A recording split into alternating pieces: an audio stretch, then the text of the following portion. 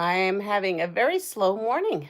I was all full of energy yesterday, and I went to work for the first day, full day, and all my energy was zapped completely out. So we have Sheila here. Good morning, Leanna, and everyone. I'm planning on watching, but I might not be awake enough.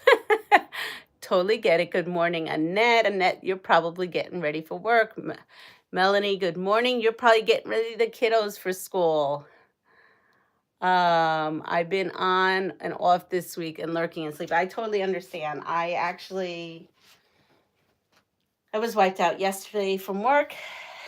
And so I just did a whole lot of just hanging around the house.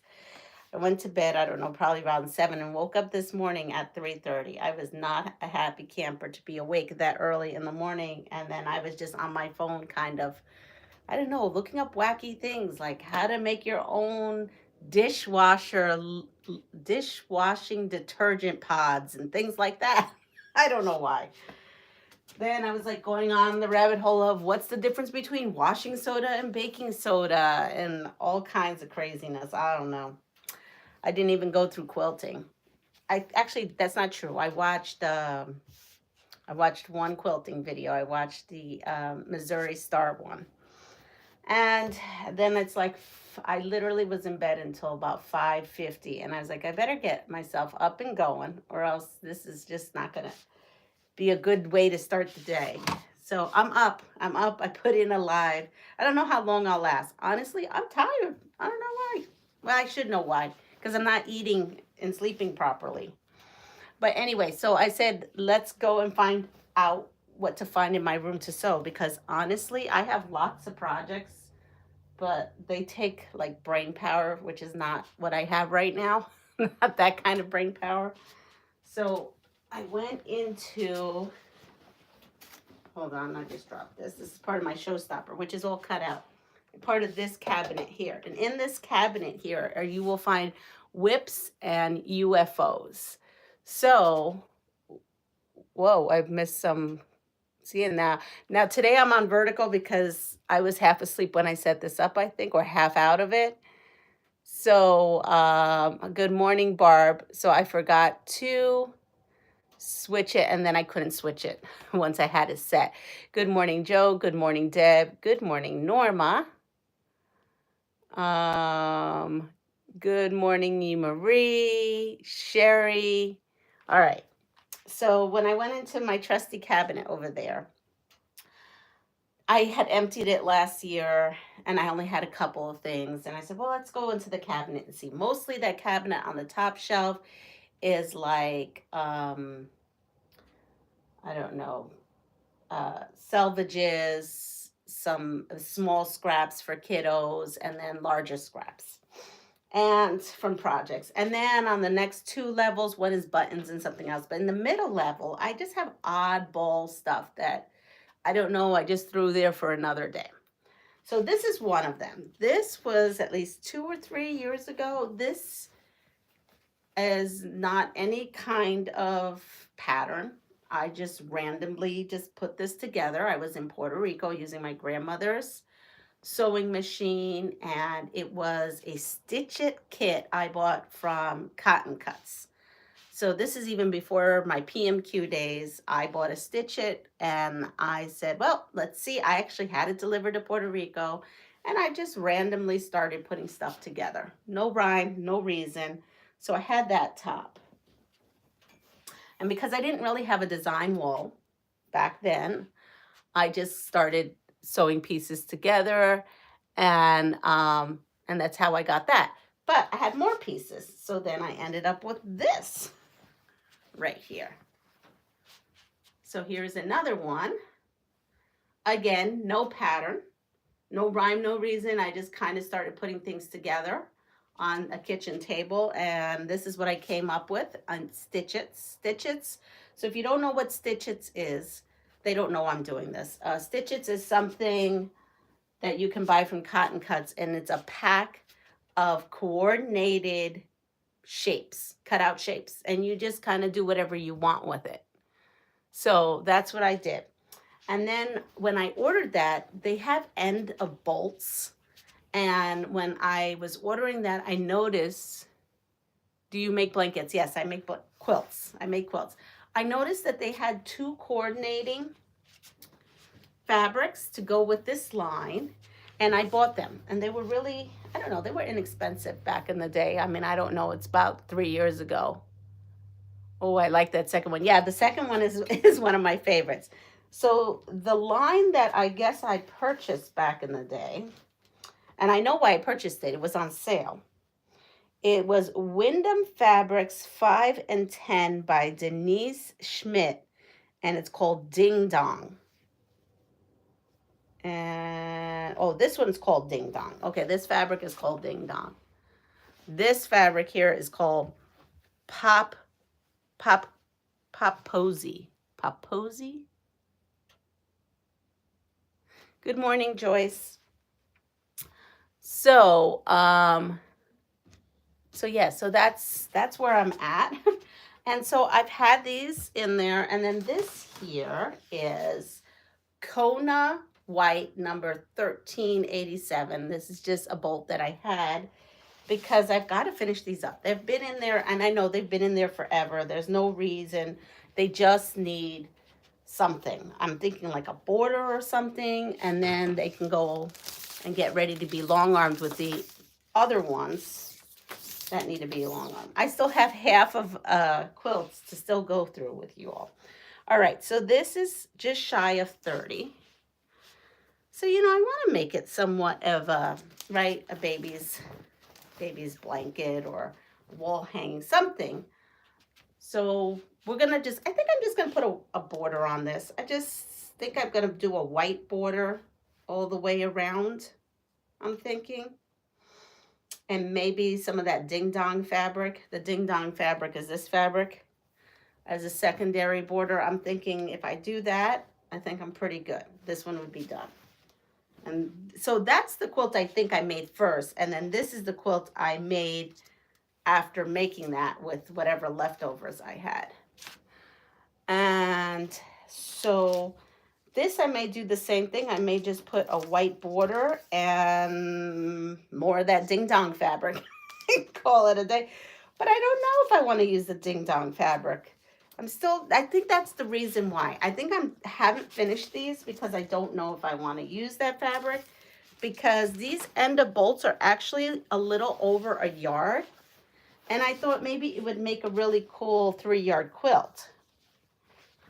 You know, look at this. So then I got thinking, do I really want to cut into this Ding Dong fabric? Because it would make a really nice, right, pass it forward 3-yard quilt. It's already done for me. So that's where I'm at. So what size is that, and would that be used for?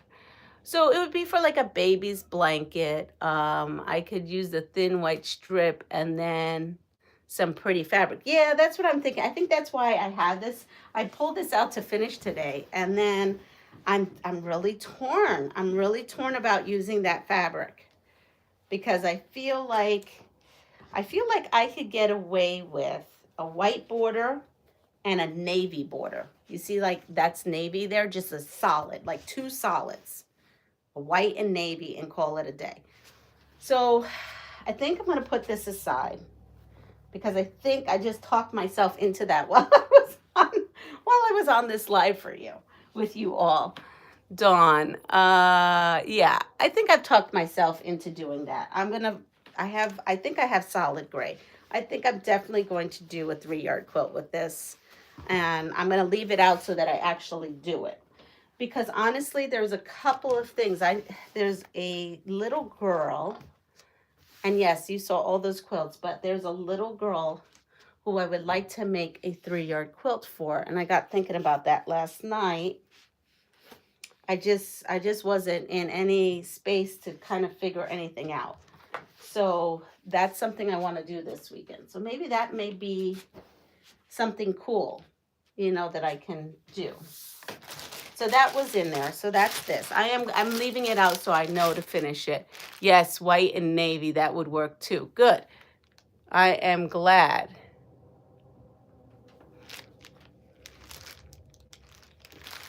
Thank you, Deb. I just saw. Okay, so then that will get that out. Then I have this. This was also a Puerto Rican situation, right? I made these in Puerto Rico. I would have to steam these, steam them, iron them, press them, whatever you want.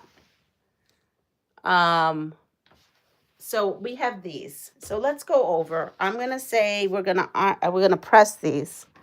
I'm gonna like be out of it. I'm gonna honestly tell you the absolute truth.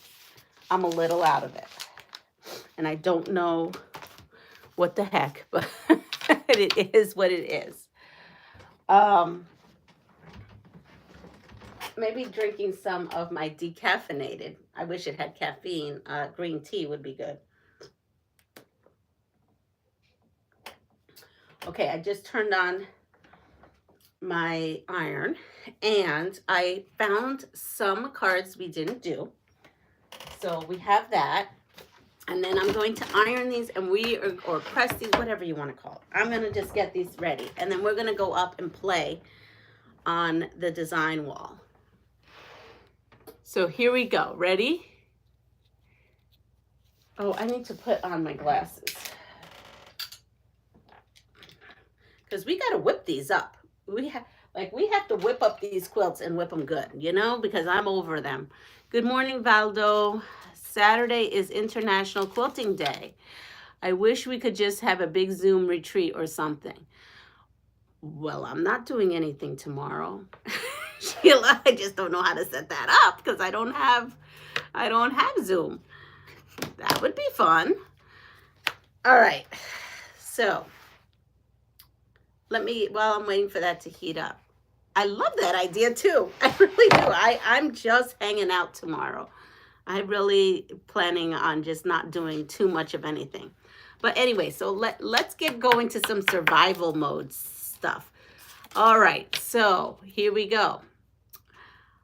How to interpret a circular traffic sign. Okay. A, the sign gives tourist information.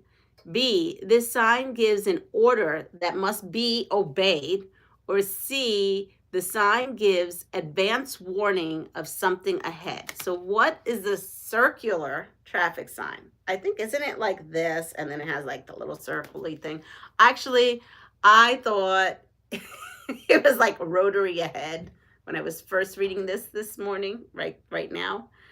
And then I got thinking, oh no, I don't think that's what that sign is. You're not a big fan of what, quilting? It doesn't have to be Zoom. There are other ways. Okay. Warning. Group heirloom.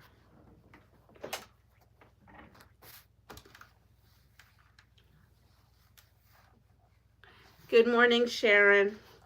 So what these are is you may have seen me do these on a morning live in Puerto Rico. I do recall what it was. It was a charm pack and a jelly roll, a background jelly roll. So that is how I did it. So if you could just imagine taking your jelly rolls and bordering a 5-inch square.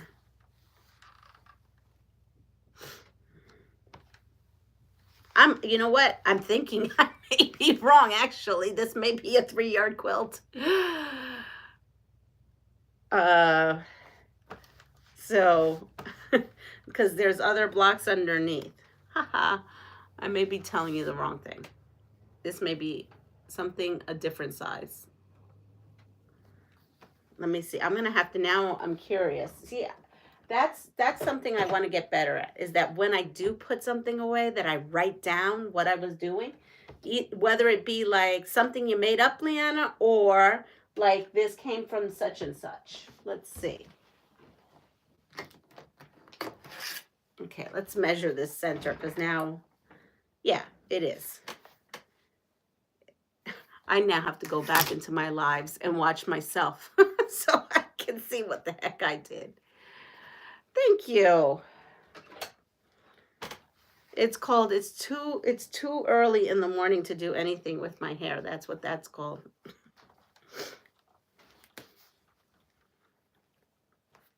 All right, so it's really nice colors, and it's looking like this jelly roll, excuse me, wasn't of all one color. See, it's all different colors. So, okay, so I have these blocks. They look like that. Excuse me. And then I must have made up this because look, that looks like a jelly roll, and then these look like jelly roll. This here looks like a charm square. Woo, something got, see, because of the edges. So this is a charm square, and it looked like I took 2 charm squares and cut them in half and made like strips. So this looks like a total, thank you. Oh, good, I'm glad I'm not the only one, Dawn, because really. So that's what this is. This is charm packs and jelly roll. Wow, okay. I'm allergic to dust mites, so maybe I have a couple dust mites in here. Because I want to say this wasn't from this summer. I think this was from last summer. Excuse me, 2 summers ago. What? I can't, I don't know what is up with this sneezing.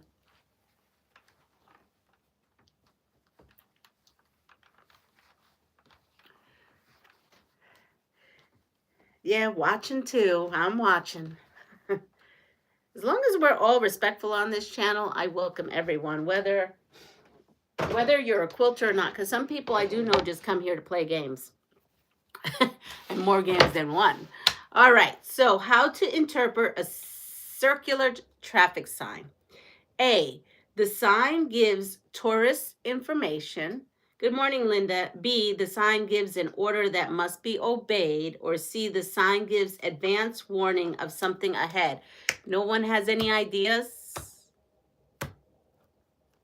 Because we're all on this adventure together, and we're driving, and this circular traffic sign is coming up here. What should I be doing? Well, Joyce says I should be A. Not me. She doesn't know. I'll be right back.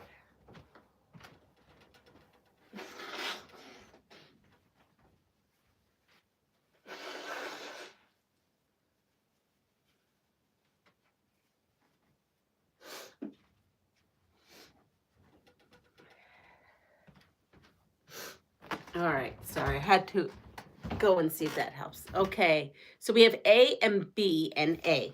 So the answer is actually B. This sign gives an order that must be obeyed. Yes, Mr. M. Smith, we are doing great. Hopefully you are doing great. You are at this quilting channel plus more, and we will be working on something I pulled out of the closet. Now, ready? We have another traffic sign. We're still in this car. Where are we in this car? Who are we visiting? I don't know. Maybe we're on a back road. Let's give a backstory. We're on a back road looking at the leaves. It could be fall, and we're leaf peeping. So now that we're leaf peeping, we're in our car, and we need to interpret a triangular traffic sign. So how to interpret a triangular traffic sign? A, this sign gives tourists information. B, this sign gives an order that must be obeyed. Or C, this sign gives advance warning of something ahead. Sure, we can be in Ireland. I love me some Ireland. I cannot wait to go.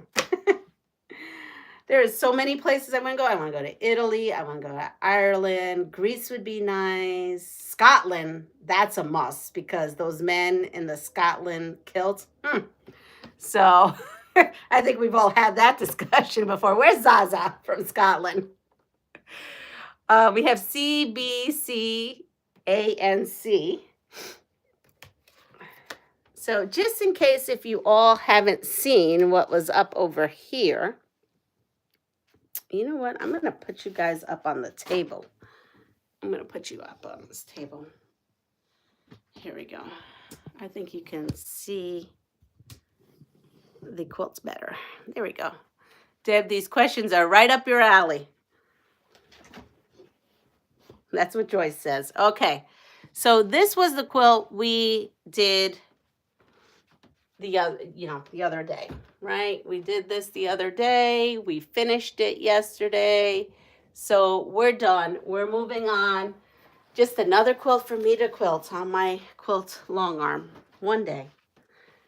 We're going to take our 2 here and we are going to start doing something. I don't know what we're doing, but we're going to start doing something. All right. So we had a bunch of A's, C's. What else did we have? Yes. So the answer is C.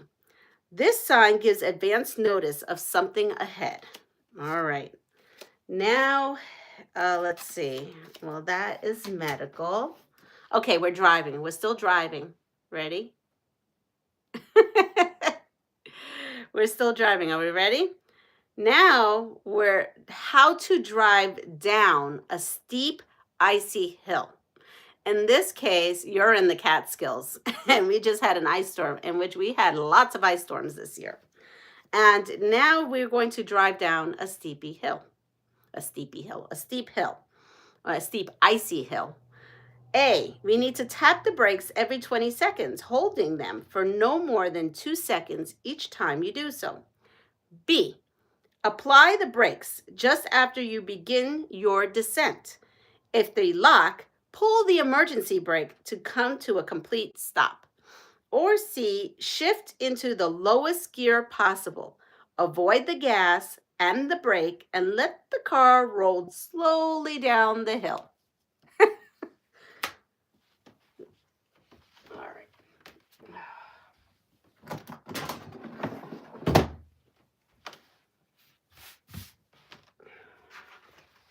I cannot wait when I get to Puerto Rico to build a design wall because I desperately need that when I'm there.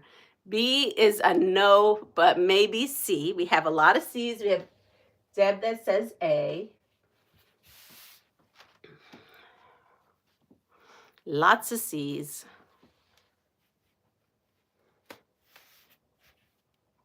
Well, maybe this could go this way. I have no idea what I'm doing. So I'm in the back seat praying. I got you, Melanie. You're praying for a safe lane. You know, this may be cute. Let's see what this does.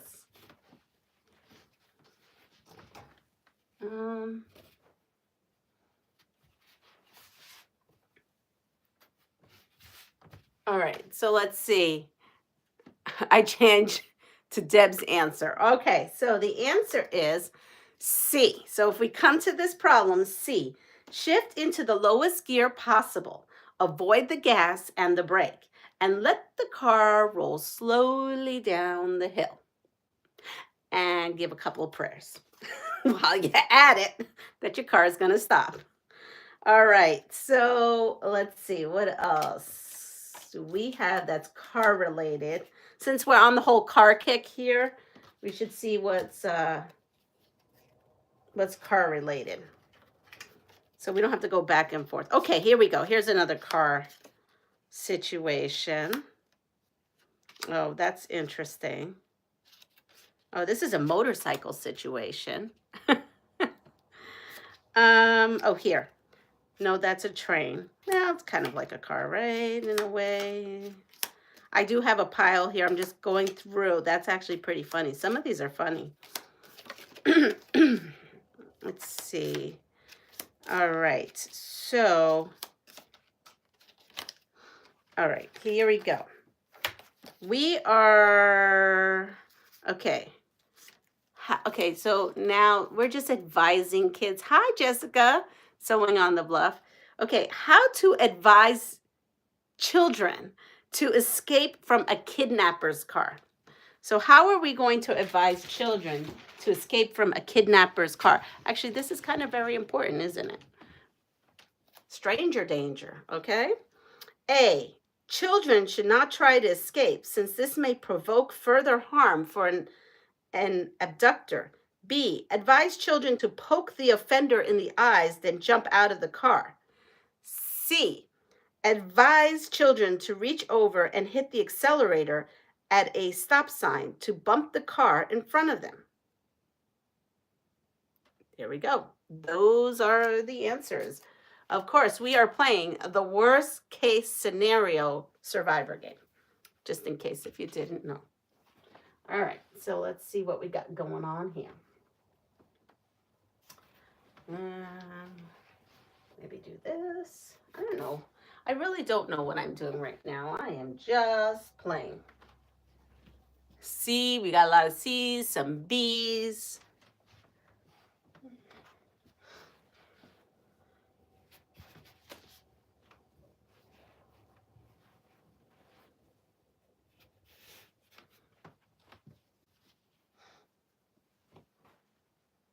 I don't know if I like these four clumped together. I like this, but I'm not sure if I'm loving this. We might have to, I don't know, figure something else out. But we'll see. I'm going to put them all up.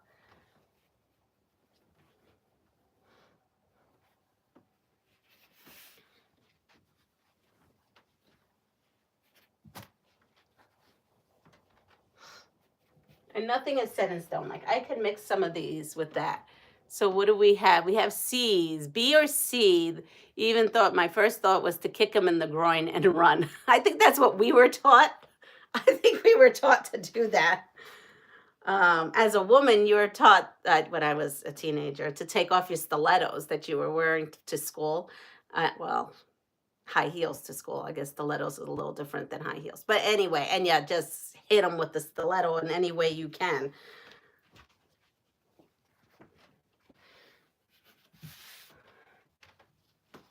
Remember, I'm a Brooklyn girl. We work for survival. We're taught for survival.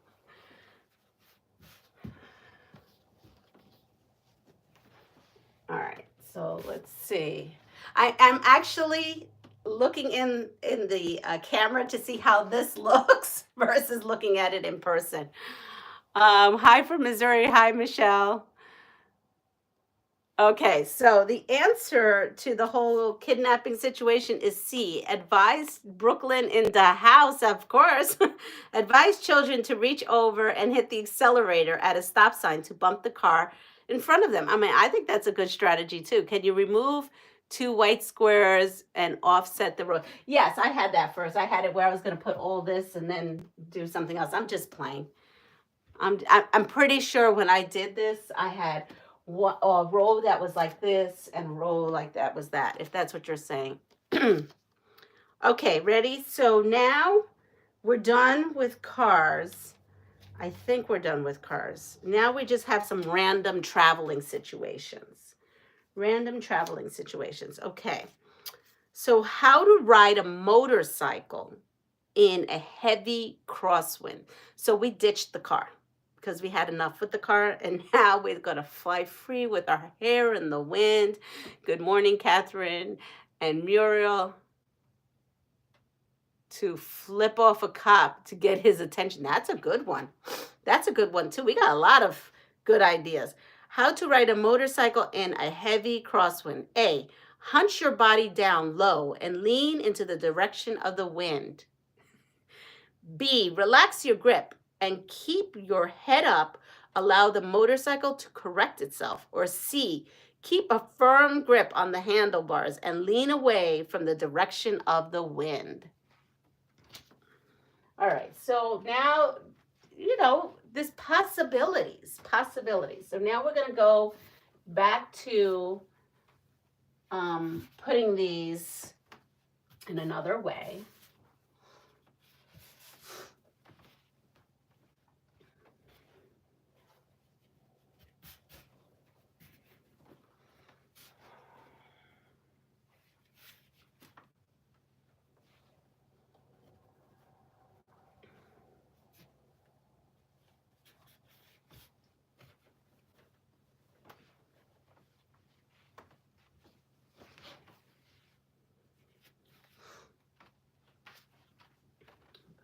here. And we'll put this one here.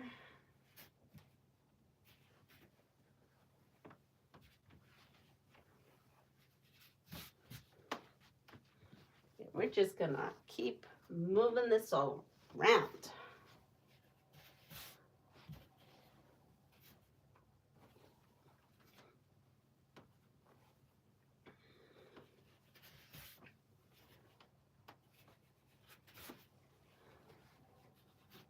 All right, so let's see, where are we? We are at stay home, don't ride motorcycles. All very good answers. So the answer is actually B. B, relax your grip, keep your head up, and allow the motorcycle to correct itself. And give yourself some prayers that happens. Yeah.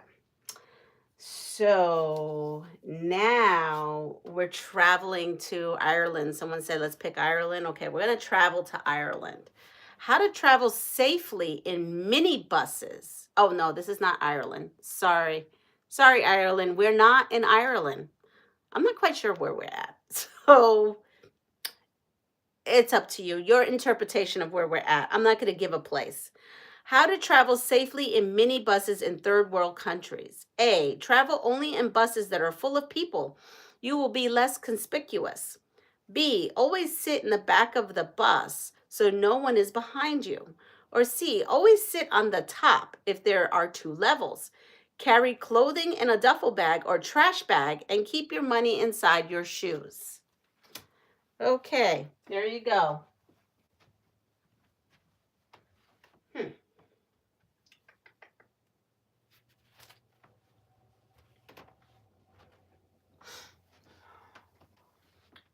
I do not like, what does this look like if I do this? I do not like that there.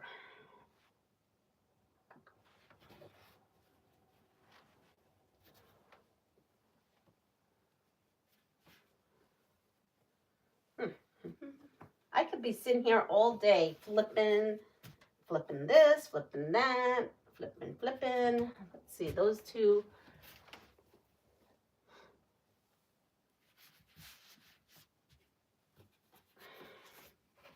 Like, I feel like this green needs to be here. Maybe, no. I have run out of ways that I think this green should be. This has to be this way. Let's put green here. This here.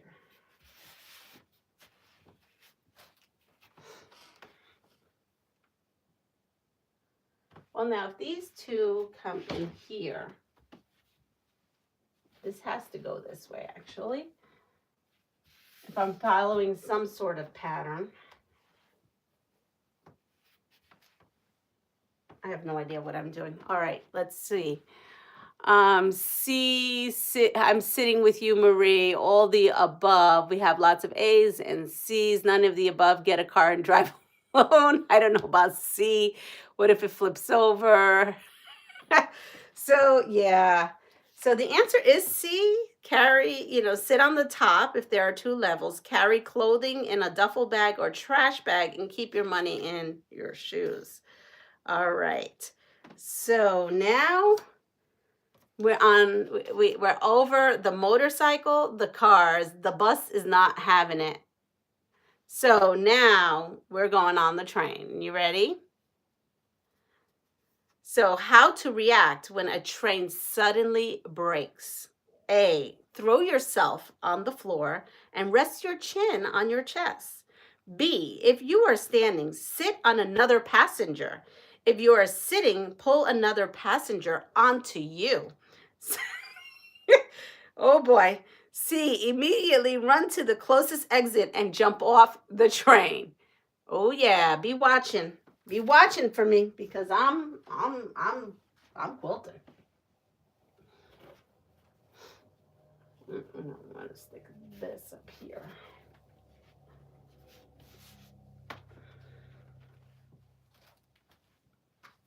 I really am not sure where I was going with this. I think I was just playing. And watch, it'll be it'll be a pattern, and I would be like, oh, that's what I was supposed to do. But I don't, oh yeah, here's another one.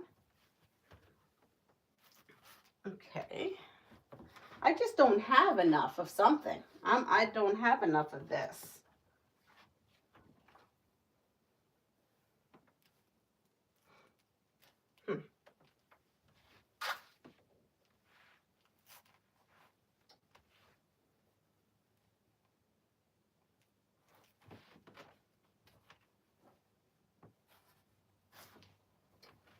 I think I have 2 extra because I have 2 extra here.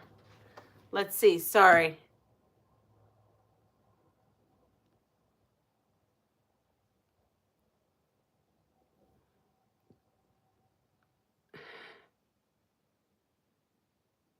What is going on here? We got some interesting folks here this morning. Nobody's, everybody, this is all good time. This is all a good time. What kind of train is this? I have no idea what kind of train this is because this is some freaky kind of train. Because some of these choices are very, very interesting.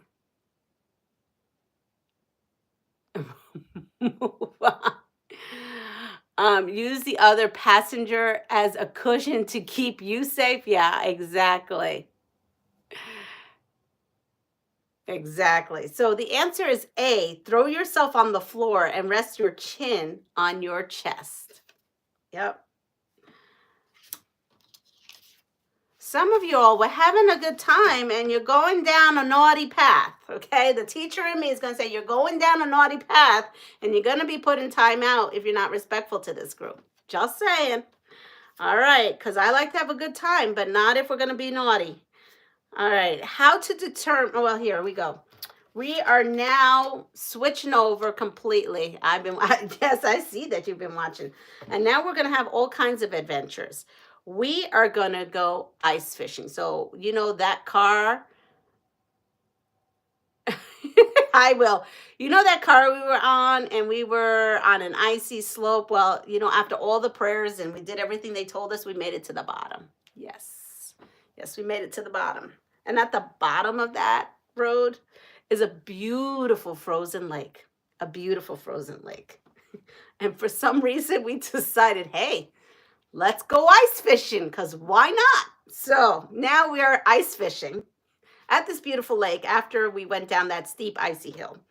So how to determine where to find fish in a frozen lake. Ready? A, fish will stay fairly close to the surface of a frozen lake where the temperature is the warmest. B, fish will stay fairly close to the bottom of a frozen lake where the temperature is the warmest. Or C, fish will stay in the open areas of a frozen lake and tend to move from the surface to the bottom, depending on the angle of the sun. All right, so there we are. There we go. This could be, actually, I'm looking at this and I'm thinking this would be a fun blanket for a kiddo. Because I have a kiddo I need to make a blanket for. Actually, this is going to be the blanket. I have decided this is going to be the blanket. Because look, I have 2 of these, but I need 2 more of these. And I have these. So you know what? We are going to make this the kiddo blanket. We are absolutely going to make this the kiddo blanket. I think that's what we're going to do.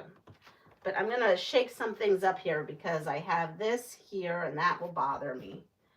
And this will have to come up here. Or no, that can't come up here. That will have to go over here. All right, and then we'll put this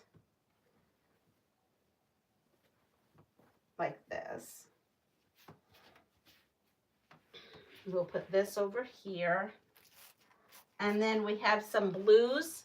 So we have a lot of blues. So I'm going to stick a blue over here. Oh, it's going to have to be a light blue. It is what it is. And we'll put the orange here and the blue here. Okay, so now I just have to find a charm or a 10-inch square that could kind of match all this. But this is going to be my kiddo quilt, so I'm so excited.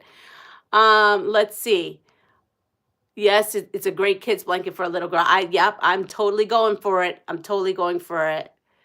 We get what here? STX. Oh, South Texas girl here. We get cold, but inside by the fireplace. Yeah. Good morning, Chloe. So the answer to this whole experience of going fishing, right, is B, ice fishing.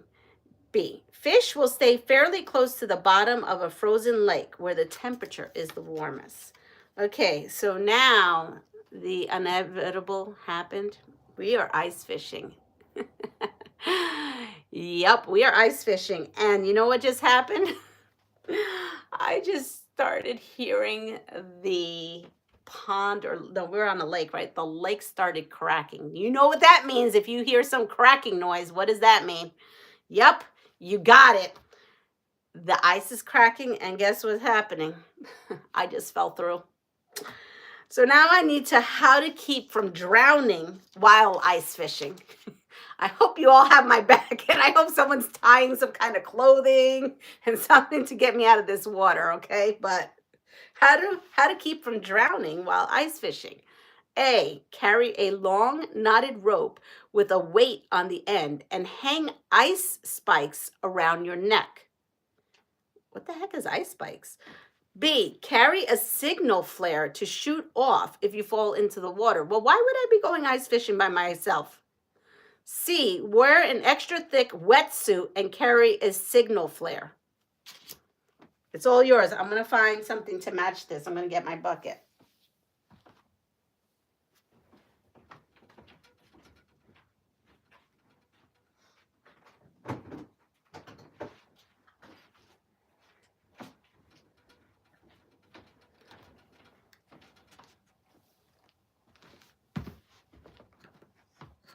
We got a lot of C's. Good morning, Kelly.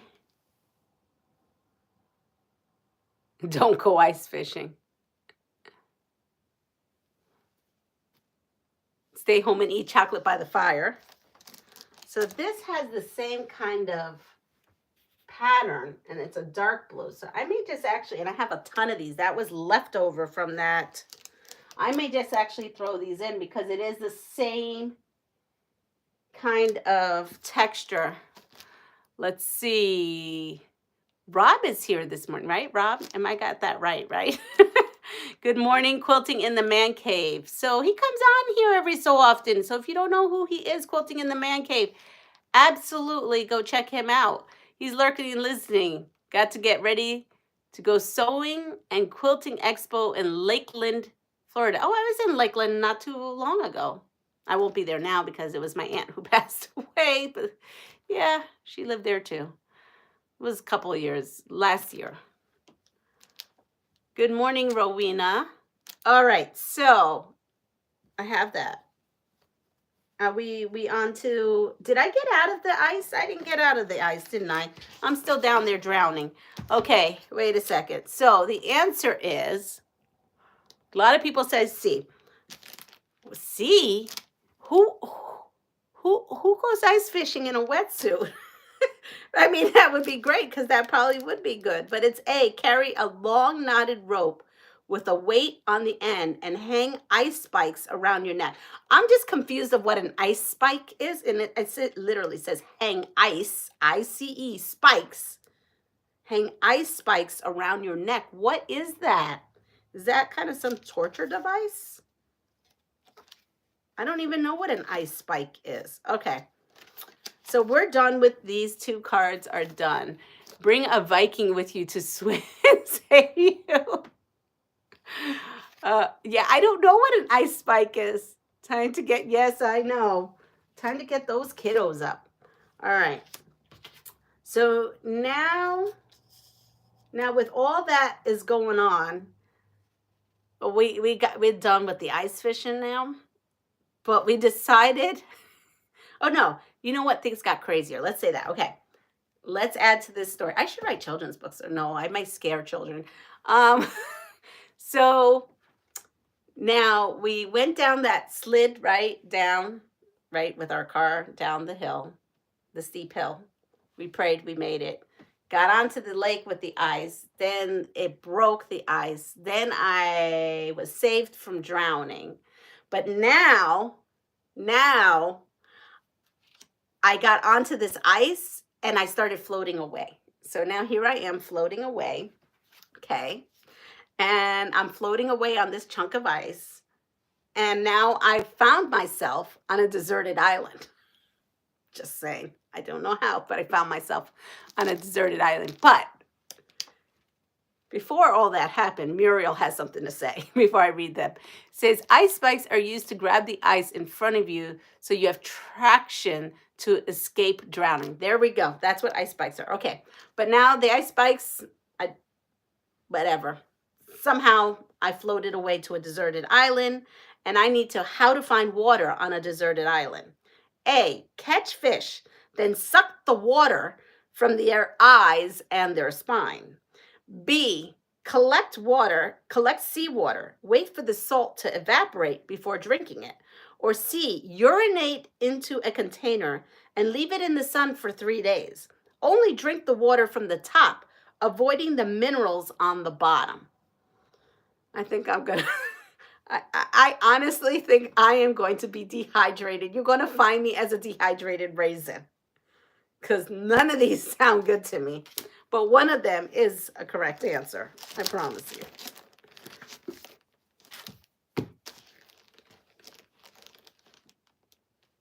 That is the only thing that has kind of that same texture. These are black. I don't want to add black to it. All right, let's see. What's in this thing? Nope. City blocks? Nope. Okay, so, well, maybe what is this? Nope. None of the above. Yuck. Poopy Pies, you've missed some very entertaining time today. Berkeley bottle for life. Dehydration sounds better. All right, so I am going to go with these just because it's the only thing that I have that kind of matches this. And I know in my stash, I don't think I have anything that matches that. So that I know of. All right, dehydration for the win. Okay, so you ready for the right answer? Because this is going to totally gross you out. How to find water on a deserted island. A, catch fish. Then suck the water from their eyes and spine. That is the correct answer. To suck the water from their eyes and spine. I don't think so. I do not. I mean, I must really start being delusional, start having some kind of mirages going on. I would personally collect large leaves and place them on a table of rocks to collect the moisture from the overnight air and then put them in a vessel to drink. That's what I would think the right answer is. Muriel has the right answer. That answer is for the win, I think myself. Yeah, definitely not sucking on some fish's eyes and spine. I don't think I would, at least. But you know what? Here we go. I like the back question. So this is the front, right? Here's the back. The back is even better. Here we go. You're my survivor. Because I was just informed that I needed to catch fish and suck the water from their eyes and spine, I just went into shock. So how to treat a shock victim? How to treat a no fish. I just went into shock. I'm telling you, I just went into right on shock when I found out I'd had to do that. So how to treat a victim, a shock victim. A, cover the victim and elevate the lower extremities. B, lay the victim flat and begin artificial respiration. Or C, splash cool water on the victim and lower the extremities. All right, so we need 2 of these, and then I need to cut these up, the rest of these up. And here we go. we're recreating something that I don't even know what I was first creating. So we've got a lot of A's, and we got a B thrown in there. Wait, see, 1, 2, I think I need 4. I think I'm gonna need 4.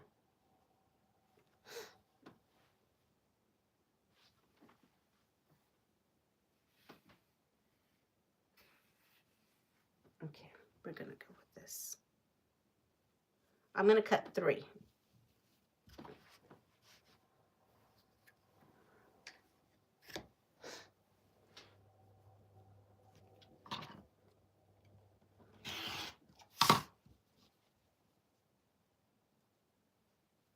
Let's see, that's 1. Okay, so let me cut these. A for injury shock, B for electric shock. All right, I'm just in shock that I gotta make out with a fish. That's all I'm saying. That's crazy to me. That's crazy. Well, we're just gonna add this color right into here. Okay.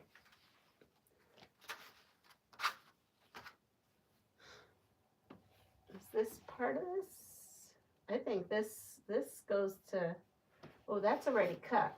Maybe I have enough of this. Hold on. I have some like extra pieces going on here. So yeah, I have an extra piece here. So that's good for 1. Instead of cutting this strip, I have like bits, pieces, and parts. So I think I could just use these bits and pieces of parts. I can. Okay. I'm going to use these bits and pieces and parts.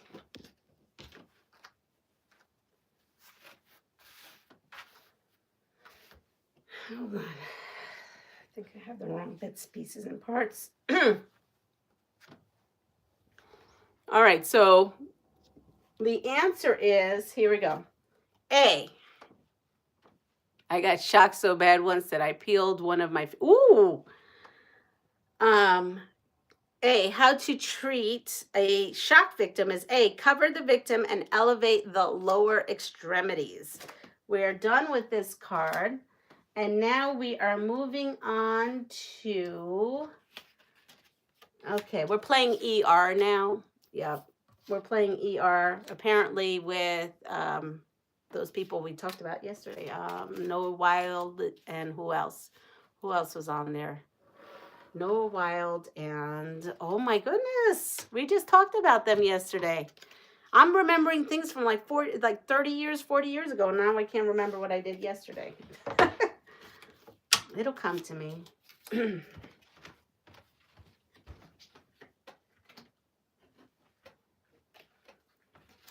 All right, well, we're playing ER anyway. George Clooney, that's it. We're playing ER anyway. How to recognize the bubonic plague.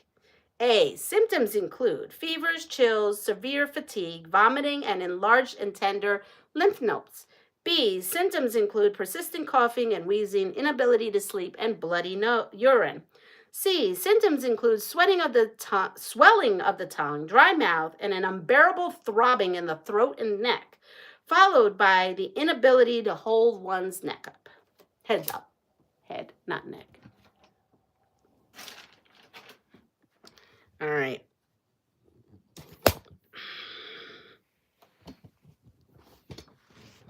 We're sewing. We are going to sew. So I'm going to take these two, turn this on, and this matches, I think. Yeah. We have some A's, we have a B, we have an A.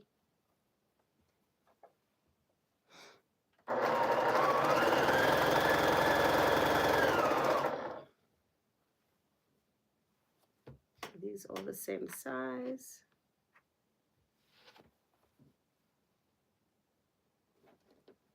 I have to see what I'm doing.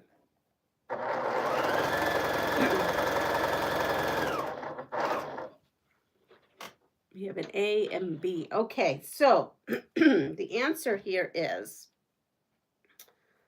well, first of all, we're screwed, right? If we get the bubonic plague, I think, just thinking maybe. Missed that last one. So, how to recognize the bubonic plague is A. Symptoms include fever, chills, severe fatigue, vomiting, enlarged and tender lymph nodes. And hopefully, none of us have to ever worry about that. All right, so this card is done. Now, how to stop? We're still in the ER thing. How to stop chronic hiccups. A. Hold your breath for periods of 1 to 2 minutes. B. Immerse your face in ice water, swallowing a series of sips without interruption. Then hyperventilate for a few moments. C. Rapidly drink a can of carbonated beverage, then lightly perform the Heimlich maneuver on yourself. There we go. That was a mouthful. Whose symptoms could be, oh, wow, those symptoms could be anything. Yeah, they could, right? Now we're all going to be walking around, oh my God, I hope I don't have the bubonic plague. Oh. But you know how crazy is this? There was this actor and his wife, whatever his name is, because it's escaped me. She had hantavirus. That's like a version of bubonic plague, like hantavirus. Wow, those carbonated beverages give me hiccups. Breathe in a paper bag and eat a spoonful of sugars. Spoon of peanut butter for me, Gene Hackman. Yes, that Gene Hackman thing. That she died of like hantavirus. That's like saying you died of bubonic plague. Also, you develop large blood pustules on your skin, which can be treated by, oh, Muriel. Look at this girl. She is ER over there. Getting scared always got rid of them for me. Hi, Zaza. We had all kinds of adventures while you were gone. You're probably happy that you weren't with us for them. Let me see how I press, because I know if I did it, I need to know how I press. Okay, so I press this. I press towards the dark. And then I press towards, yes. So I press towards the dark on this. I have to see what I did in the past. Yeah, Hanta and the plague come from rodents. Yes. What was going on in that house? All those rodents. Ooh, I don't like rodents. Okay. So the answer is B. Immerse your face in ice water, swallowing a series of sips without interruptions, and then hyperventilate for a few moments. All right. And we finished this one. And now George Clooney has come into our room that we are in the ER. And he is going to treat us for a hernia. Yep. How to treat a hernia. Or shall we say Muriel is going to walk in and treat us for a hernia. We had an outbreak of bubonic plague in the 70s in Nevada. Good morning, Loretta. Wow. The immersion of the face, I imagine, resets the nervous system. Yeah, I guess so. So here we go. How to treat a hernia. A, take a sleeping pill and sleep on your stomach for at least 10 hours. B, sit still in a tub of warm water for at least 1 hour. Hopefully with a glass of wine. I mean, C, the wine wasn't in there. I've just added that. C, lie still on your back with your knees drawn up to your chest and place cold packs on the inflamed area.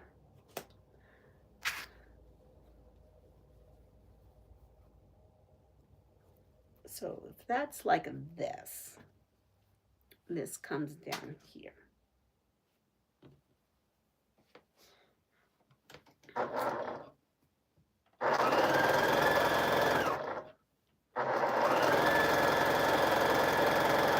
I'm reminding myself of what I was whipping up earlier. Let's see. Deer can carry Hanta. Also, D, and go to the ER ASAP. We have C. Wow, no idea on the hernia thing. Myra says, I'd be visiting the hospital, not feeling myself up. Yeah.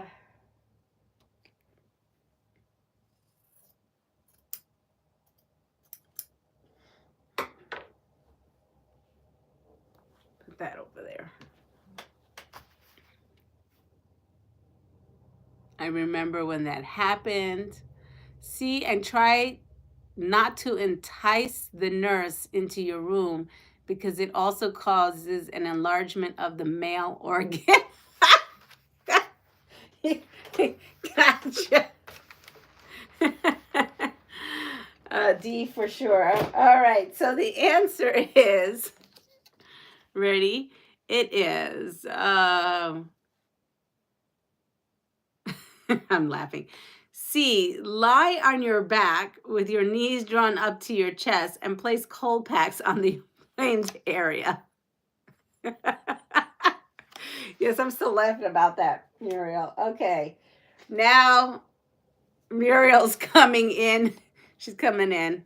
She's going to help us out here because now we got to how to recognize a skull fracture. A skull fracture. A, the victim's eyes roll back into the head and his and her speech is severely slurred. B, straw-colored fluid seeps from the victim's ears and nose. Ew. C, the victim's head swells and mucus seeps from his or her eyes. You could just poke it back in.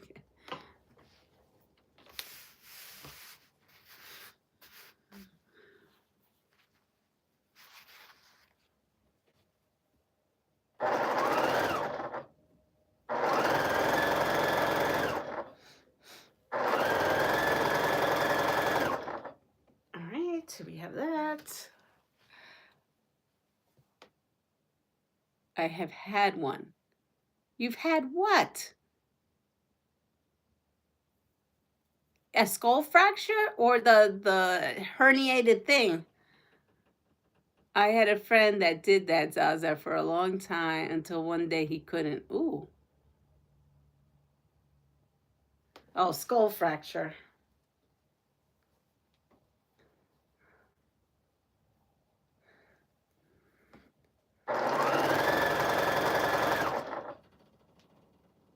I was thinking you worked in a hospital, honestly, and you walked in, and maybe you were the nurse and you gave some guy a you know what while he was laying in that position. That's why you had that answer. That's what came to mind when you said that. I was like, whoa, she must be a nurse, and she must have walked in that room and gave that guy something. Oh, I had her. Skull fracture. Okay, that's not funny, but the answer is B. Yeah, the answer is B. Straw-colored fluid seeps from the victim's ears and nose.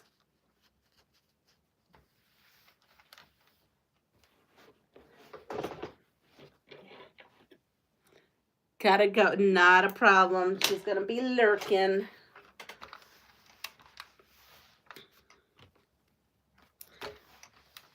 Okay, so we have this part so far. Oh no, my stepmom had to fight off the nurse for my dad's hernia. Gotcha. All right, so we are done with that one. Let's see, do we have any more ER questions or we are going? Okay, here we go. How to treat a bullet wound. Yes, ready? I don't want to know how we got this, but how to treat a bullet wound. A, do not remove the bullet. Cut off circulation to the wound with a tourniquet. B, do not remove the bullet. Apply direct pressure to the wound with your fingertips. Or C, prod for the bullet and remove it, then elevate the wound. Okay, so now I am just following what I did before. And so I need this. Okay.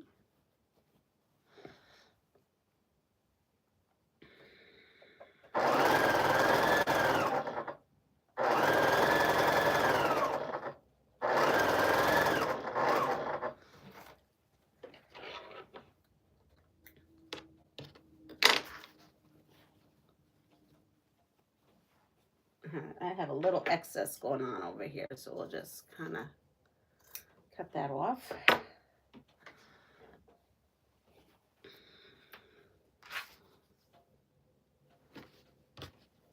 We have B's, A's, B. All right, ready? So the answer is B. Do not remove the bullet. Apply direct pressure to the wound with your fingertips.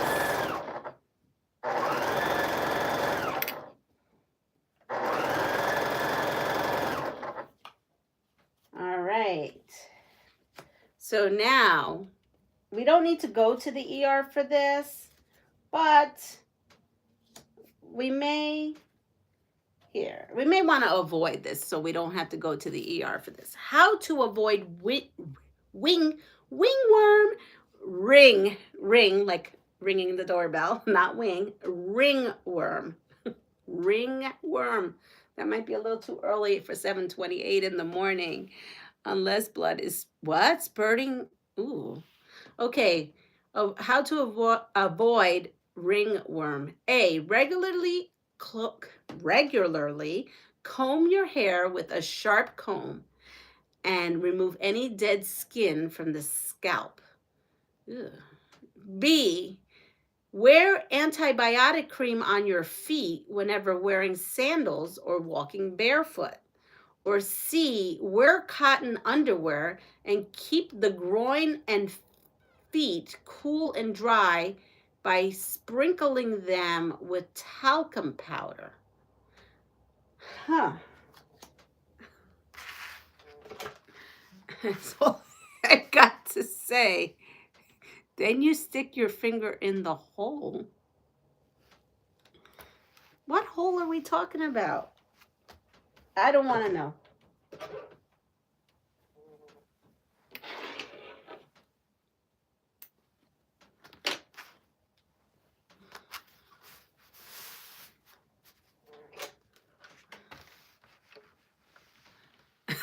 Who makes up these questions? I don't know. I would like to know, and I'd like to know what are they on.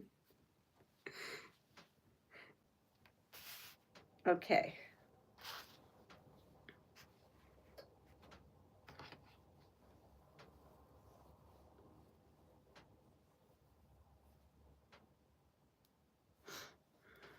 Okay, I think I'm going to...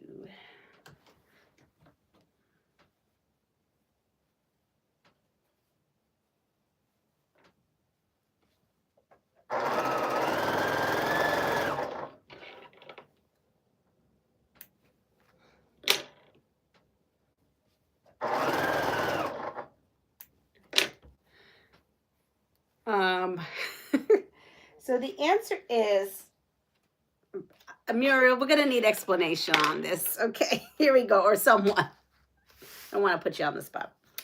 We're talking about avoiding ringworm. Can't you get ringworm anywhere on your body? Because pretty sure my son, who was in wrestling, we did stuff to prevent ringworm by using...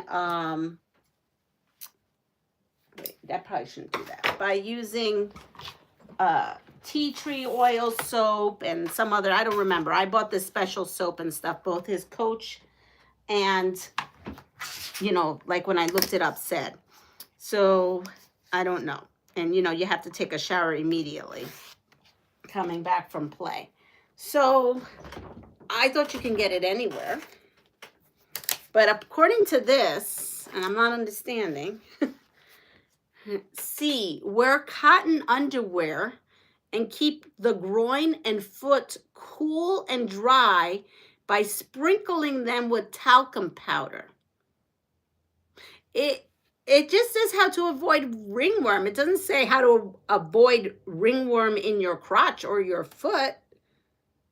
So is wearing cotton underwear, because I got to tell you, that was never expressed to me on how to avoid that as a wrestling mom. Nobody said make sure your son's wearing cotton underwear and keeping his groin and feet cool. I mean, he was a high schooler, so I don't know how his groin was when you got cheerleaders walking around. But I'm just saying, like, That was never, ever, ever an option given to me. So, yeah, so I don't understand that. You get it from close contact with someone infected. Correct. That is absolutely correct. And they can be, when you're wrestling, it could be on the wrestling mats. And that's why you go home and you shower immediately with actually this tea tree oil soap and other stuff. He got it from the cat, right? Yep. Yep. Yep.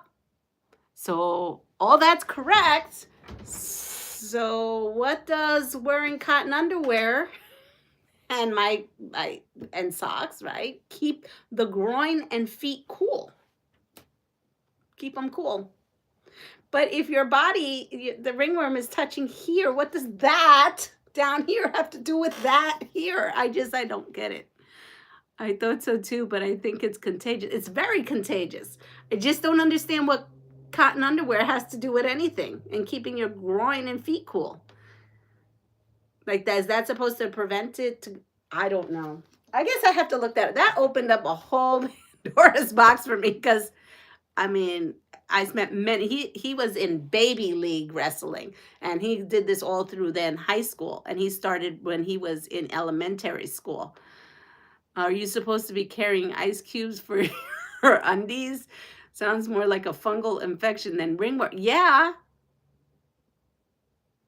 Yeah. So that's why it was that's it. That's an odd answer. I'm sorry, but that's an odd answer. That's an answer I never got from any doctor. I never got that. And believe me, the coaches were really like wanted that not to happen. Knock on this, we were lucky he never ended up getting it in all his wrestling career because he was very good and vigilant about doing all this. But I got to tell you, that was never advice that was given to us. Never. Never, never, never. And I just kind of chuckle when it says to keep your groin cool. I'm thinking, those poor teenagers playing. Okay. So now we're going to make how to make an open wound stop bleeding. Stop bleeding.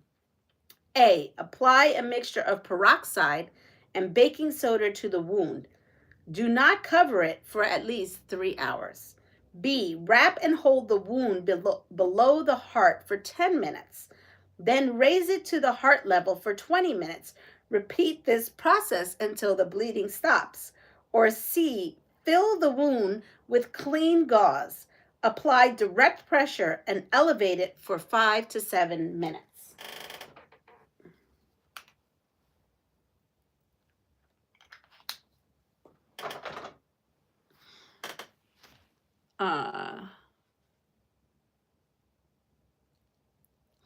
Yeah, but what, Linda, but if you don't have, that's not places that these boys were getting ringworm when they were wrestling, which is one of the most popular sports to get ringworm. So that's why I was a little confused. I was a little confused. We have a lot of C's, a lot of C's.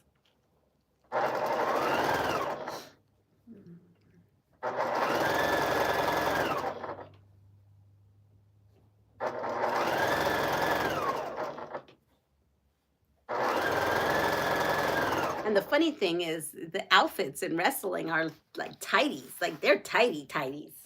You know, they're wearing these tight little shorts. So maybe they should have been running around with cotton shorts when they were wrestling. You know, those spandex shorts, all the boys had those. Oh, that leotard thing with, once he had like I don't remember what he had. He had I don't know. He's way much they probably got it off that's where the #1 place they get it off of. And so when you go to big competitions like we did, you know, and we still did all the stuff we needed to do in school too. But yeah, I just thought that was funny. I never heard of the whole underwear and keeping it cool down there as a thing.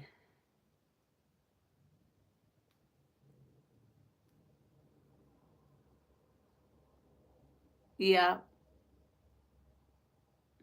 They swear it was the cat. I don't know. We disinfect I know at our school they disinfect the mats and everything. Like they take that serious. So, okay, so I need another one of these because I do not have enough.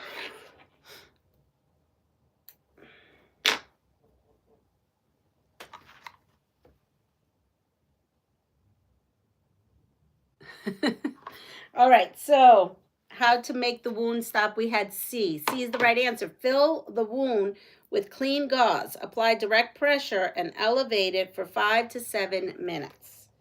All right, so we're over that. Here we go. How to treat, we're still in the ER, how to treat a child who has swallowed paint. A, induce vomiting immediately. Once the child has stopped, seek medical attention. B, seek medical attention immediately. Or C, have the child drink as much water as possible, then have him or her rest.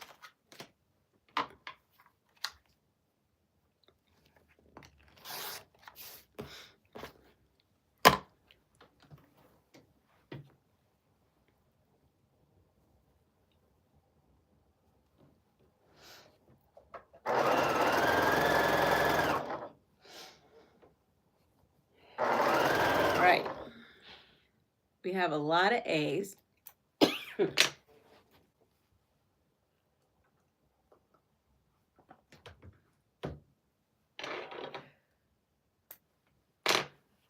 I can't wait till my son comes home because I'm going to say to him, hey, you know, look, all those years you were scrubbing yourself after a wrestling match and all that and all the different practices. All you had to do was wear cotton underwear and keep your feet cold and clear. And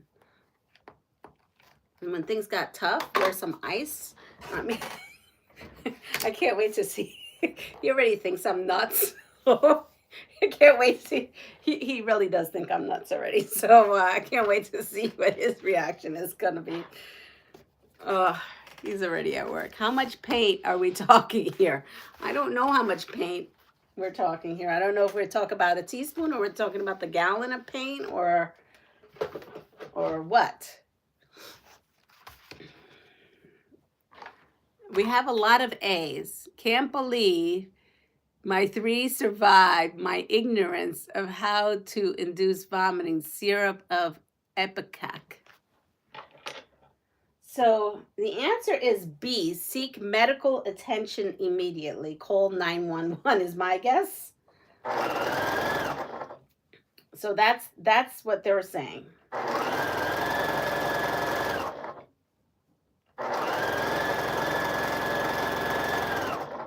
All right, so we've got our blocks. Now we just gotta put them in.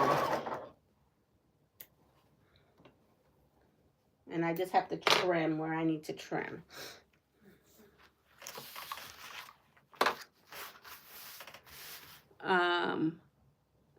I know Play-Doh comes out of the same color it went in. Oh, I know Play-Doh, Play-Doh comes out the same color. Ugh. But Play-Doh is non-toxic. It's on there. It says non-toxic.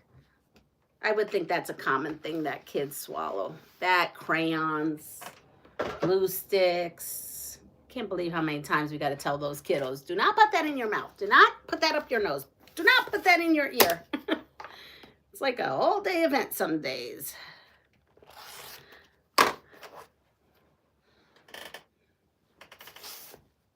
Molly, hello. Glue was common thing, and it was the kids or crayons, activated charcoal. If you don't have ipecac, then use your finger to go down the child's plate, and it'll induce vomiting. Oh, I'm glad I got lucky that my kiddos didn't do any crazy things like that. All right, so how to recognize a panic attack, because now that kid has got paint. I'm on the phone with 911, and now ambulance is coming, and I'm having a panic attack. So how to recognize a panic attack. I need a tub of bright pink, and the doctor just laughed when I phoned him. So, how to recognize a panic attack. A, the victim suffers from a lack of oxygen, cold sweats, and he or she turns a pale blue. B, the victim experiences a rapid heart rate, chest pains, shortness of breath, and vertigo. Or C, the victim becomes aggressive, overly active, and combative. All right, let's put these on.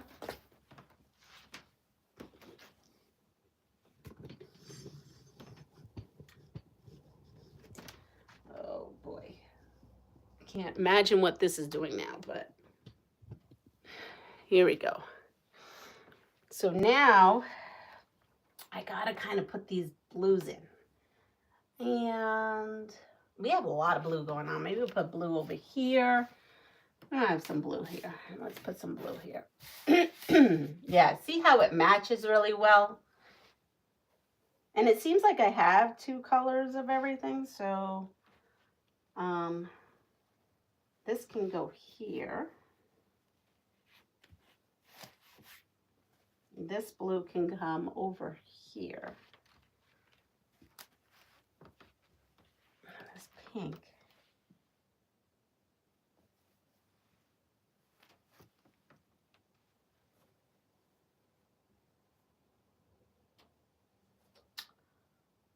Oh, I wonder what that would do. That would do something different too. Okay.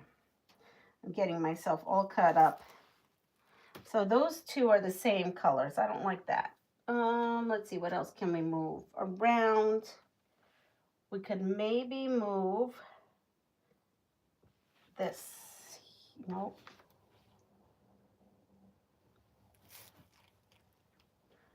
Well. What can we move around? We can move this red and this. And then, yep, that made a difference. Okay, so that's what we have, and we have lots of bees. Lots of bees. So the answer to this is yes, the victim experiences a rapid heart rate, chest pains, shortness of breath, and vertigo. Okay, let's now, I've still got you on a high thing here. Let's bring this down just a little bit. All right, so now let's see if we have any more situations going on. Here we go. Oh, here we go. How to recognize typhoid fever. Now, things are going right down the shitter today. We're going in the stuffer today. We now have typhoid fever. So how to recognize typhoid fever? Good morning, Anna. A, symptoms include chills, dry mouth, and aching in the spinal column and groin. B, symptoms include diarrhea, headache, loss of appetite, and red spots on the trunk. C, symptoms include bulging eyes, blurring, bluing of the lips and earlobes, and abdominal pain.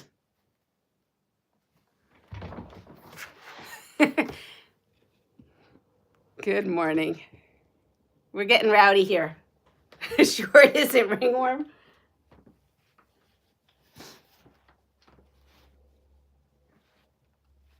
One, two, three, four. 1, 2, 3, 4,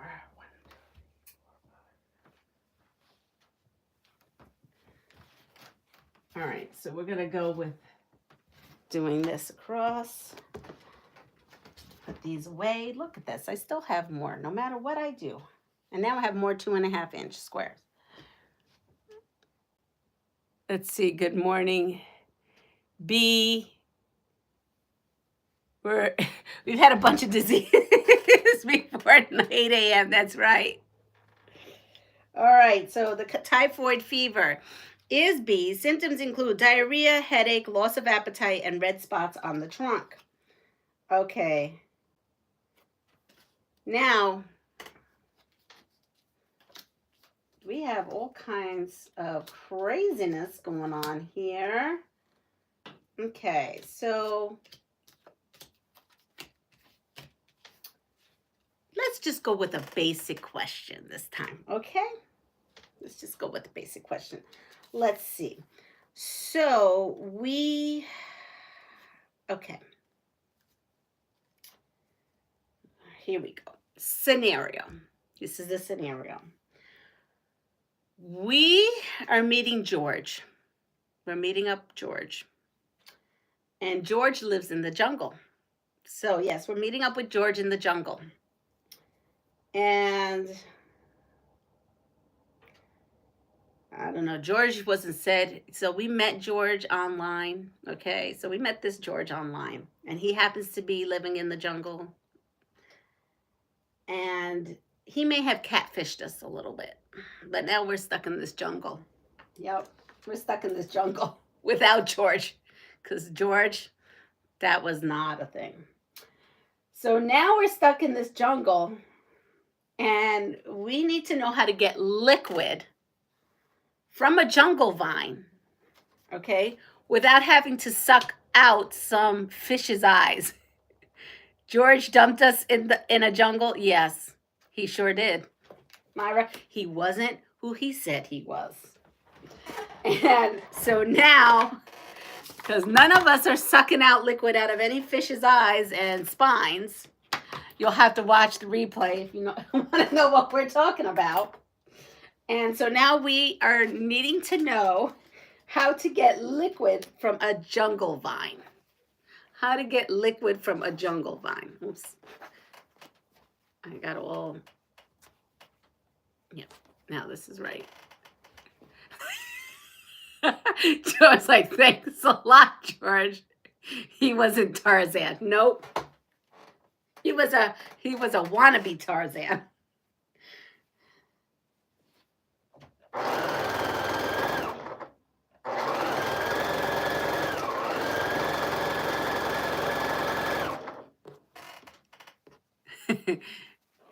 Crush it with a rock. Didn't George hit a tree? Oh, maybe he had an accident. That's not why we're with him, but I think he catfished us. And I don't know what jungle we're in. The jungle of life. Get a fish and let it and suck the water out of the vine. And suck the water out of the vine. Yeah. Okay, so wait. So how are we gonna do this? I didn't even. A little distraught about George. Okay, A, dig up the roots and suck the liquid out. B, nick the vine until the sap runs clear and tastes sweet or woody to ensure it's not poisonous. Or C, mash the vine to a pulp, then let it sit and the liquid will separate and rise to the top. How to get liquid from a jungle vine.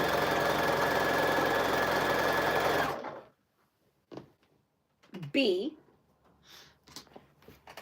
So I probably should number these before I get myself all confused. Here's my numbers. I have some numbers from a previous.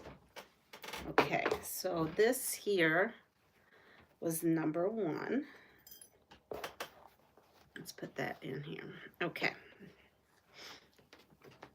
And then let me go find 2 and 3.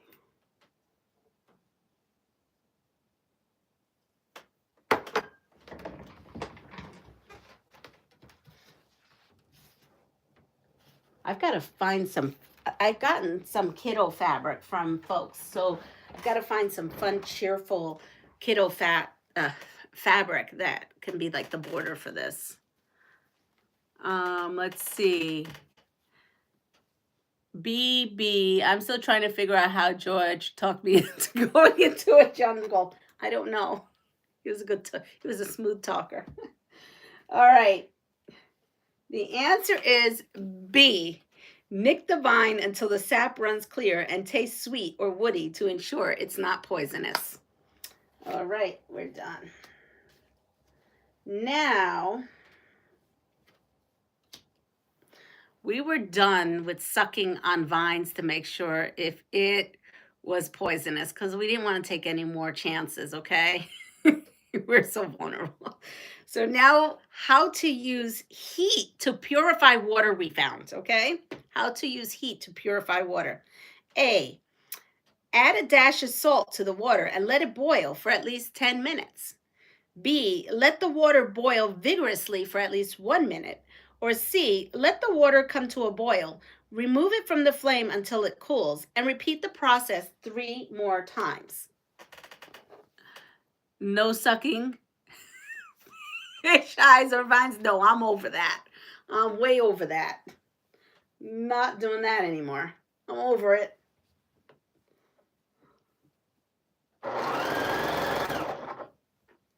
I'm just not sure how I'm going to get a pot to boil anything. I mean, I'm just saying.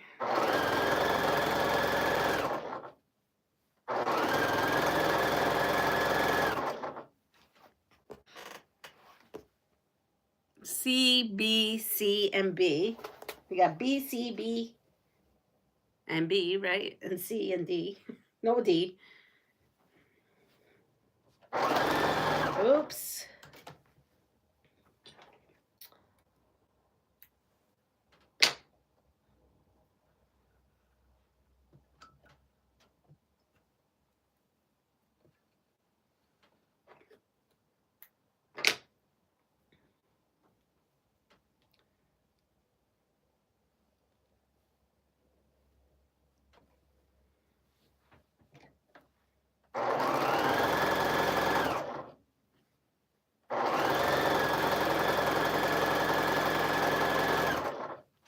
Okay, so we have that. So the answer is B.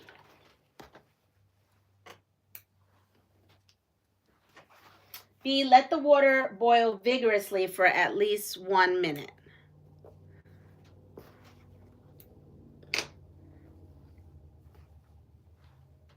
But if I had a pot, the truth of the matter is to see B will kill bad bacteria but not be able to remove poison. True. Right, because we're just purifying it. But being me, the Puerto Rican, I probably would do C. Repeat that process 3 times because I would be like panicked. Okay. So now I've purified the water and now I want to prevent bacterial growth in the water. I don't know why we're in this jungle this long. Enough already. I would have been beaten out of here. Okay, so now how to prevent bacterial growth in water. A, add a small drop of antifreeze to every 2 gallons of water. B, store the water in the sun. Or C, drop silver or silverware in the water. Because apparently we're carrying pots and silverware. Maybe we were going on a picnic to meet up with George, and maybe that's why we have a pot and silverware.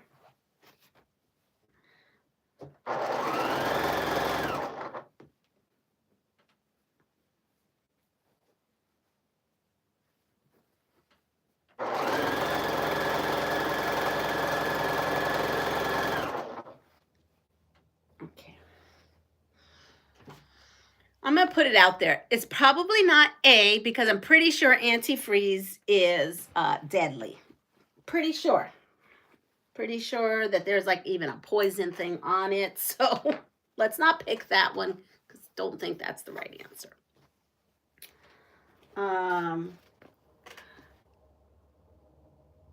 Leaving the jungle for more coffee. So the answer is C, drop silver or silverware into the water.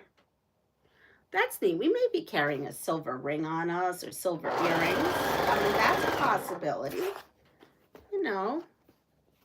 All right.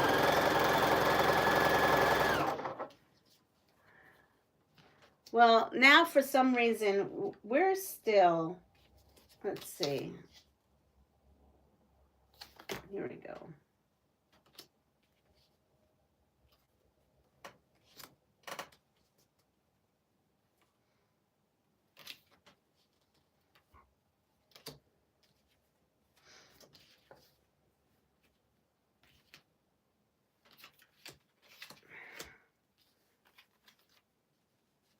Okay, so here we go.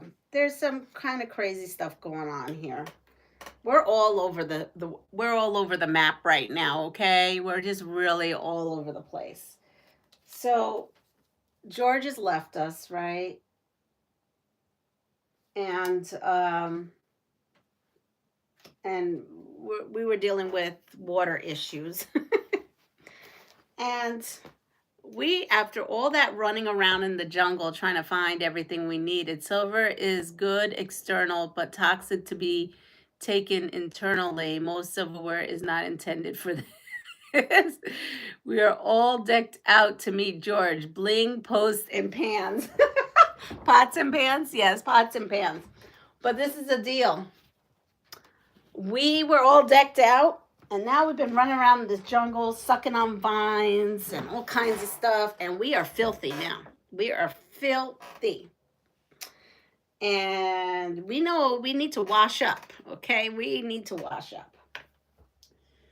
But we are in the jungle, and we do not have a bar of soap with us. No soap, no body wash, nothing. So, how to wash up without soap? There we go. Maybe we're at home and one day we ran out of, I don't know, body wash. Okay? We're going to learn something new today. How to wash without soap. A, get wet. Grind the root of a yucca plant. Rub it on your skin, then rinse. B, rub fine-grained dirt or sand all over your skin, then shake it off. C, get wet. Rub a slab of animal fat all over your skin, then rinse.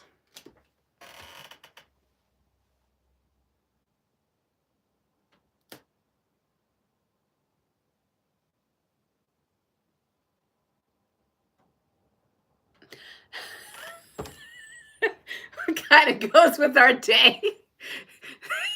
You know, folks, we are wild here, but not that wild. Okay. A. Myra, we've had a day, haven't we? Oh my goodness gracious. What a day it's been. Deb, you don't even know how to respond to that, do you? The pulp of a yucca plant is a good for shampoo. Thank you, Joe. I think she was thinking that she was part of the storytelling. The storytelling. Oh. So, anyway, go on.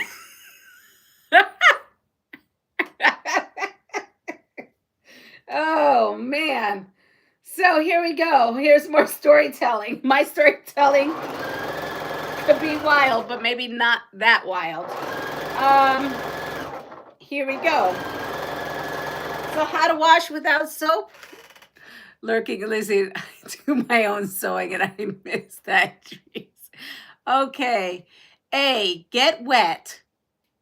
Grind the root of a yucca plant and rub it on your skin and then rinse. That is the answer. Oh my goodness. Okay. Oh, we're back in the ER. I don't know. Well, we're going to be back in the ER and then we're going to be back doing something else because I forgot one question here. ER question. How to treat someone who has ingested perfume or aftershave. A, give the victim a spoonful of sugar. B, have the victim drink as much milk as possible. Or C, have a victim drink a glass of hot water.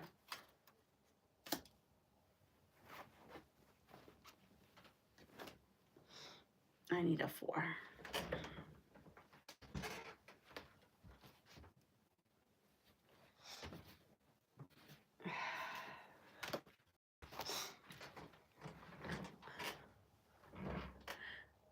Have them get their head examined.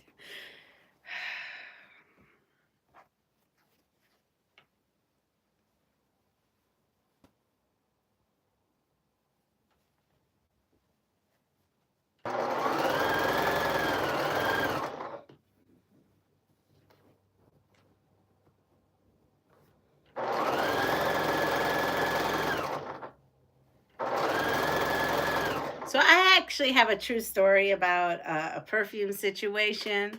I am allergic to, yes.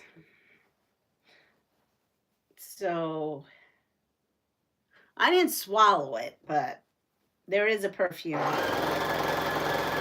situation. Totally accidental.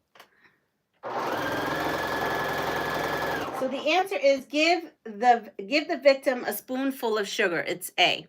So I did put perfume in my eye by accident. I did do that as older teenage. I want to say older teenage years. So do you all remember back in the day, and maybe they still are in magazines, where you got the perfume sleeve and you would open it up and then you rub it on your wrist or whatever. But you could also, sometimes was either in the mail, in a magazine. Maybe I went to like, you know, Macy's or something when they were I've done that, spritz myself in the eyeball. Well, that's not what I actually did. So what happened was I had a sample of perfume, and it came in a white little, like, it was like in a package, like, you know, it was glued on one of those things, and I pulled it out, and I must have put it in my bathroom on the thing to try it out. And though I also had eye drops that also came in those little, you know how when you buy eye drops, sometimes they come in these little disposable white things. You twist off the top and then you put it and then you throw it out. Well, the perfume back in the day, I think someone tried that. They don't do that anymore. But at some point they must have. And I went and grabbed it thinking it was my eye drop medicine or whatever it was that I was putting in my eyes. I think that time it was, I was trying on contacts, actually. Samples, yeah. And I grabbed it thinking it was that, and I ended up putting perfume in my, and it like burned my eye immediately. And then I smelled all this perfume, and I was like, oh! So my dad's a doctor, was a doctor. He's not with us no longer. God rest his soul. Anyway, of course, I go down and he's smelling it, and so we just flushed my eye out with a lot of water and saline solution, and I went to the eye doctor. Everything was fine. But yes, needless to say, I don't think that they put samples in the same packaging now that they put eye drops, but I did do that accidentally.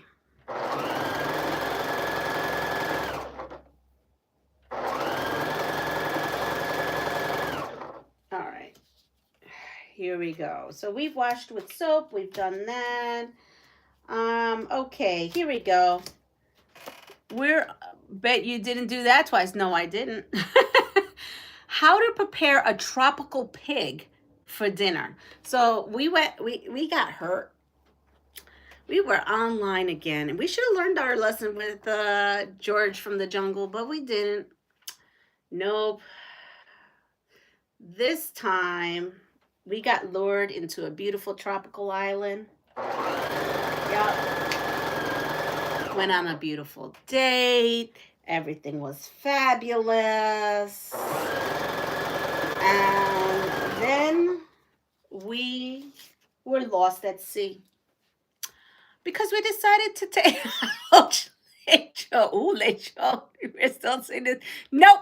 We're over him. We're now on a tropical island, having the most fabulous time with like the Fabio of tropicalness, whoever that may be.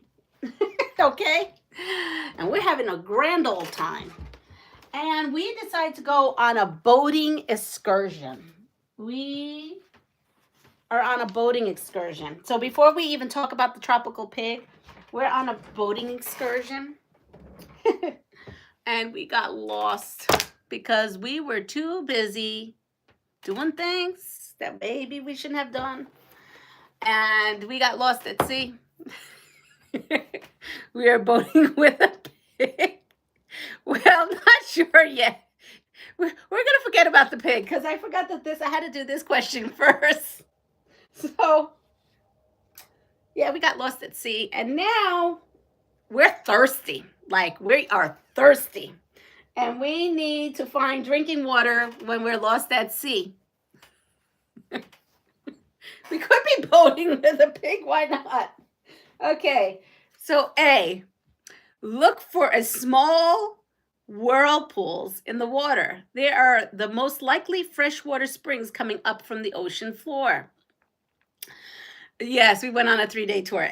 B, fish for sharks, since shark placenta has a high water content. Or C, head downwind. This should lead you to rain, which you can collect for drinking. Which one did we do?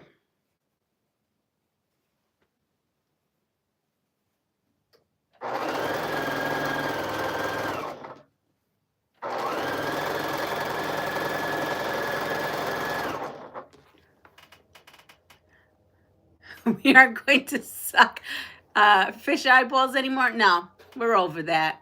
Good morning, Annette.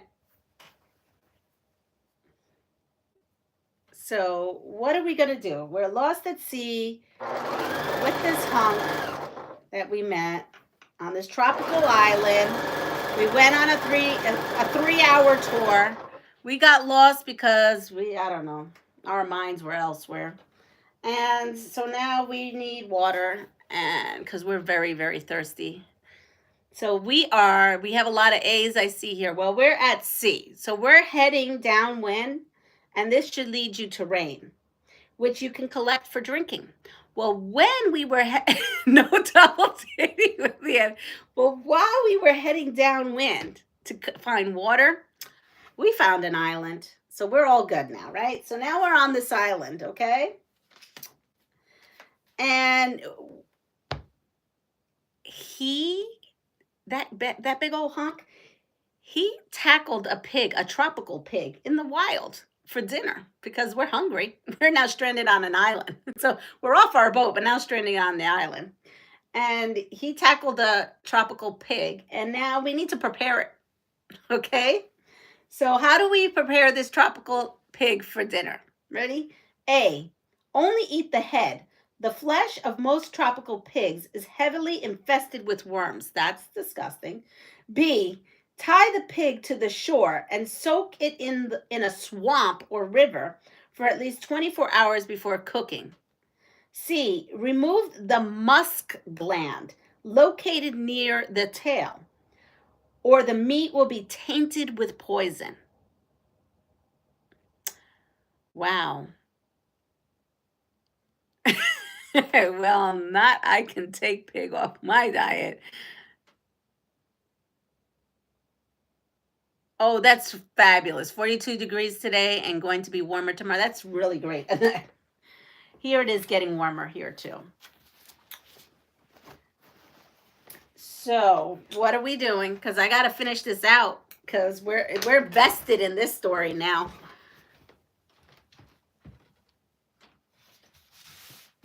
We are vested in this story. Not good choices. I am a vegan. Well, if I wasn't a vegan before, that would make me a vegan.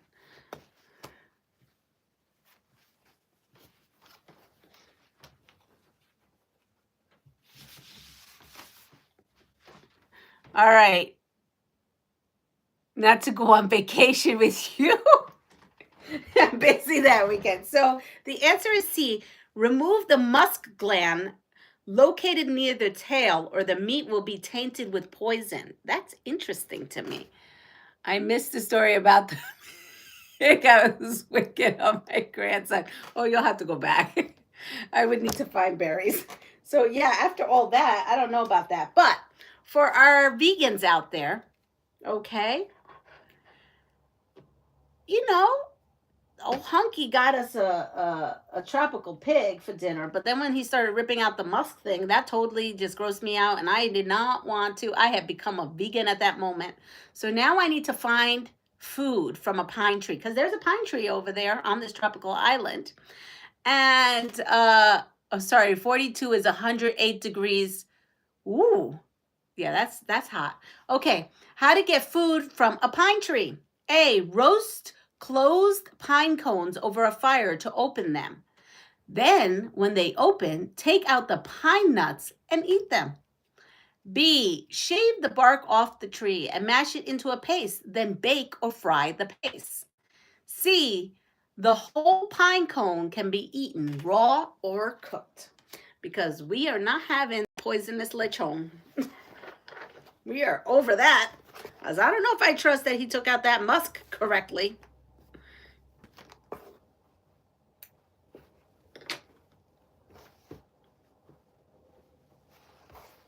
And I definitely don't want to die from eating lechon. Lechon is pig in Spanish, if anybody was wondering. Roasted pig.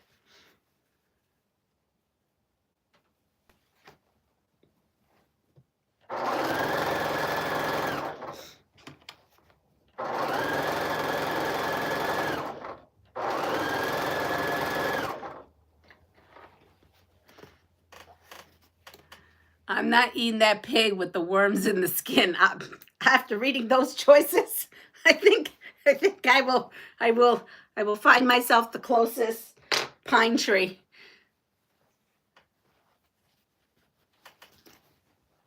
All right, so the answer, and I did not know this. I'm a chef and I did not know this. It says, roast closed pine cones over a fire to open them. Then when they open, take out the pine nuts and eat them. I didn't know that's where that all happened. Uh-oh. I ate the pine nuts, but guess what? Old Hunky there ate that Spanish tropical pig over there. Because he was like thinking it was, yeah, he ate that. And now he ain't feeling too hot. So now we need to figure out how to recognize trichinosis. Trichinosis. A, because he may have trichinosis now. A, within 2 weeks of ingesting infected meat, symptoms include high fever, muscle aches, swelling around the eyes, and joint pain. B, within 48 hours of ingested infected meat, symptoms include sore throat, headache, delirium, and frequent nosebleeds. C, within a few hours of ingested infectious meat, symptoms include swelling of the feet, ringing in the ears, and flushed skin.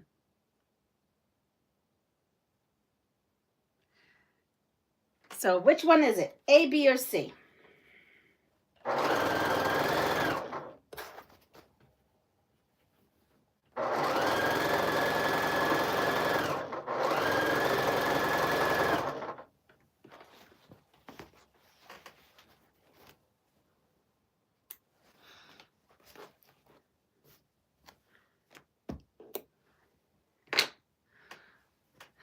I'd rather starve. Good Lord, dig a hole. We have a B. We have a B. Where's Giovanna? Giovanna, she would have been having fun on this adventure. Joy would be like, I'm still in bed. She was definitely asleep in bed thinking, I can't even anymore with her. Oh.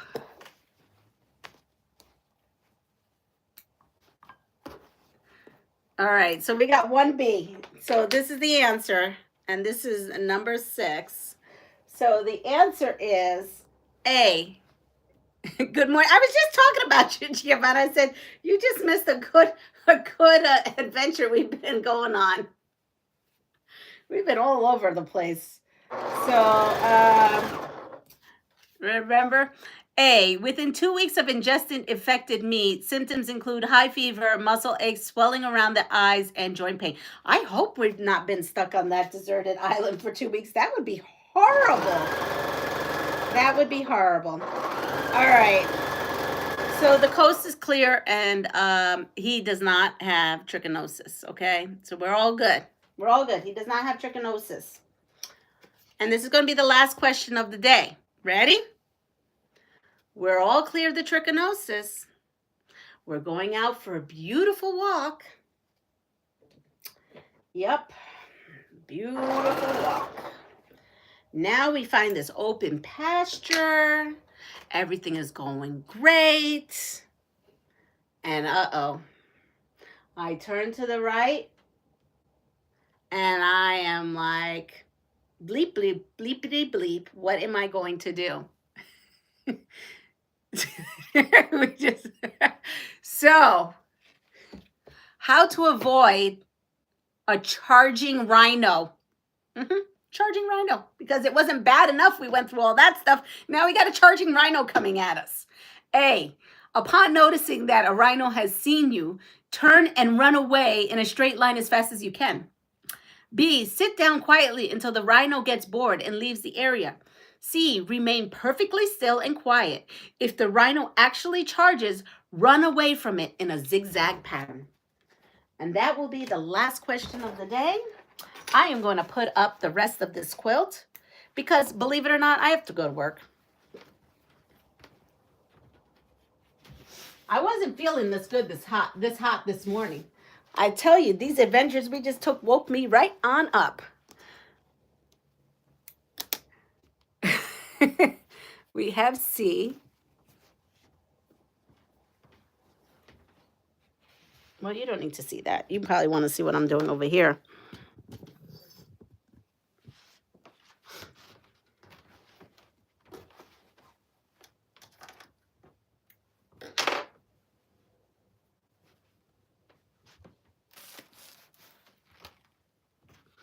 Oh, this couldn't have been a perfect project to pull out because I did need some kind of, I'm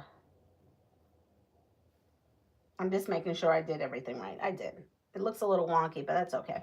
So this will be for tomorrow. I will have to sew the rest, or unless I'm feeling better this afternoon. Just try to stay behind a large object for cover, zigzag, none of the above. So the answer to this whole rhino situation is, I was like cut and run, but no, that's not the right answer. Remain perfectly still. This is C. Remain perfectly still and quiet. If the rhino actually charges, run away from it in a zigzag pattern. Or you could be like me and say, honey, I'm getting on your back, run.